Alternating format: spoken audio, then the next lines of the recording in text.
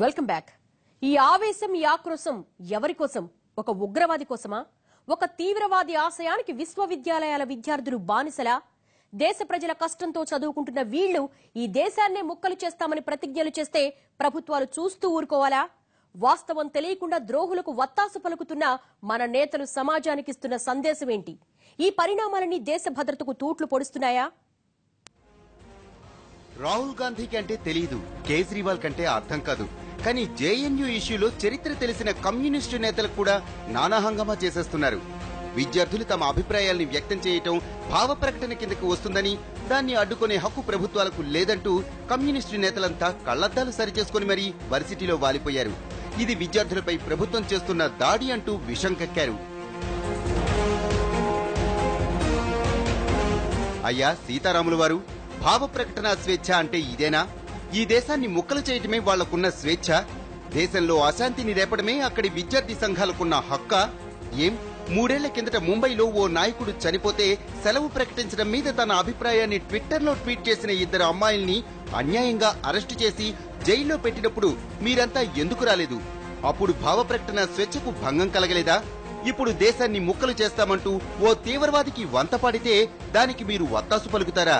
నిజానికి దేశంలోకి చొరబడి కుట్రలు పన్ని దేశాన్ని నాశనం చేసే తీవ్రవాది కన్నా మీ రాజకీయ ప్రయోజనాల కోసం దేశ సార్వభౌమత్వాన్ని, ప్రజల నమ్మకాన్ని ఇలా నడివీధిలో ఉరితీసే మీలాంటి నాయకులు తీవ్రవాదుల కన్నా 100 రెట్లు ప్రమాదకారులు.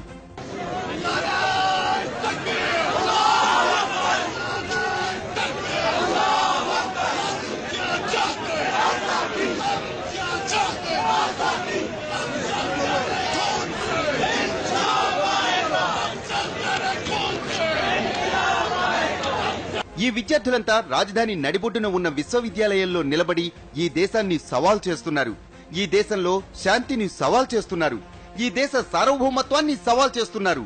సుప్రీంకోర్టులో శిక్షపడ్డ ఉగ్రవాదిని హీరోగా కీర్తించిన వాళ్లు ఎవరైనా సరే వాళ్లు రాజ్యాంగం ప్రకారం, దేశ చట్టాల ప్రకారం నేరస్తులే. అలాంటి నేరస్తుల్ని అరెస్టు చేయడం తప్పంటారా? ఒకవేళ మీరే అధికారంలో ఉంటే నోరు మెదపకుండా ఉండేవాళ్లా? తీవ్రవాదులకు ఎవరు మద్దతు పలికినా అరెస్టులు చేయకుండా చేతులు ముడుచుకొని కూర్చునేవాళ్లా?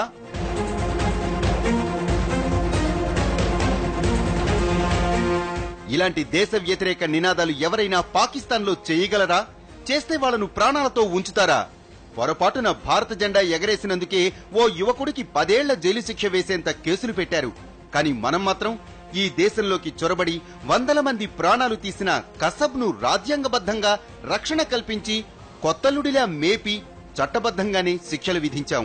అంటే అక్కడ అరాచక పాలన ఉంది, కానీ ఇక్కడ రాజ్యాంగబద్ధంగా పాలించి చర్యలు తీసుకుంటే అది మన విపక్ష నేతలకు తప్పుగా కనిపిస్తోందా? మన నేతలు చేసే శవ రాజకీయాల్ని కాసేపు పక్కన పెడితే ఈ విద్యార్థులు చేస్తున్నదేమిటి? ఇక్కడ రోహిత్ వేముల టీం, అక్కడ కన్నయ్య అండ్ టీం ప్లేస్ మారిందేమో కానీ ఇద్దరి ఆలోచనల్లో రవ్వంత మార్పు కూడా లేదు. ఒకరు యాకూబ్ మేమన్ ఉరి వద్దని నినదిస్తే మరొకరు ఉరి తీసిన ఓ ఉగ్రవాది గురించి కీర్తించారు. ఏం ఈ దేశం వీళ్ళది కాదా? ఈ దేశం వీళ్లకు అక్కర్లేదా? నిజంగా ఇలాంటి విద్యార్థులకు ఈ దేశం అక్కర్లేకపోతే ఇక్కడ ఎందుకున్నారు? ఢిల్లీ యూనివర్సిటీలో చదువుకునే ఒక్కో విద్యార్థికి ఏడాదికి అయ్యే ఫీజులెంతో తెలుసా? అక్షరాల 400 రూపాయలు. అవును, మీరు కరెక్ట్ గానే విన్నారు, అక్షరాల 400 రూపాయలే. ఈ రోజుల్లో పూట భోజనం కూడా రాని ధరకు వాళ్లంతా ఏడాది కోర్సు పూర్తి చేస్తున్నారు. కానీ వాస్తవంగా ఒక్కో విద్యార్థి ఏడాది చదువుకు అయ్యే ఖర్చెంతో తెలుసా? అక్షరాల 3 లక్షలు. మరి ఈ డబ్బంతా ఎవరు భరిస్తున్నారో తెలుసా? అచ్చంగా కేంద్ర ప్రభుత్వమే. అంటే వీళ్లందరికీ పెట్టే డబ్బు మన పన్నుల్లోంచి తీసిందే. అంటే మనం కష్టపడి సంపాదించిన డబ్బుల్ని పన్ను రూపంలో కడితే ఆ డబ్బుతో చదువుకుంటూ రాజధానిలో అత్యంత ఖరీదైన ప్రాంతంలో ఉన్న ఢిల్లీ వర్సిటీలో ఫ్రీగా ఉంటూ, ఫ్రీగా తింటూ మన దేశాన్ని విచ్ఛిన్నం చేయటానికి కుట్రలు పన్నుతున్నారు. ఇది మాత్రం రాహుల్ గాంధీకి తప్పుగా కనిపించదు, కేజ్రీవాల్ కు ఈ వాస్తవం వినిపించదు.